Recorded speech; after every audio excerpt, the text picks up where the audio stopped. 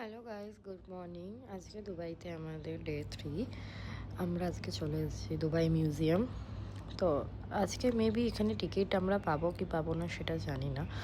আগে গেলেই আগে দেখতে পাবো টিকিট কাউন্টারে, কারণ অনলাইন টিকিট যেটা ছিল সেটা অলরেডি সোল্ড আউট হয়ে গেছে।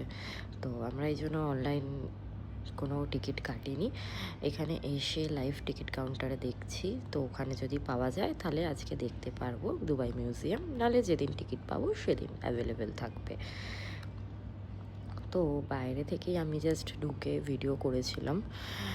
আর এটা হচ্ছে বাইরের ভিউ দুবাই মিউজিয়ামের। মানে রাত্রিরে যে লাইটিংয়ের ব্যাপার থাকে সেটা তো অনেক ভালো লাগে, বাট সকালের ভিউটাও একটা আলাদাই লাগে। তো এটা হচ্ছে দুবাই রোড, এখানে সামনেই দুবাই মিউজিয়ামের এন্ট্রি। এখান থেকে আমরা এন্ট্রি করে ভেতরে এসে গেছি।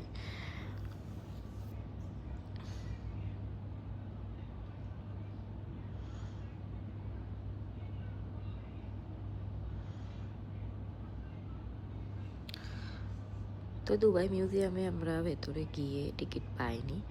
তো নেক্সট অনেক দিন পর অ্যাভেলেবেল আছে, সেটা হয়তো আমরা দেখতে পারবো না, কারণ সেই ডেটে আমরা এখানে থাকবো না, তার জন্য।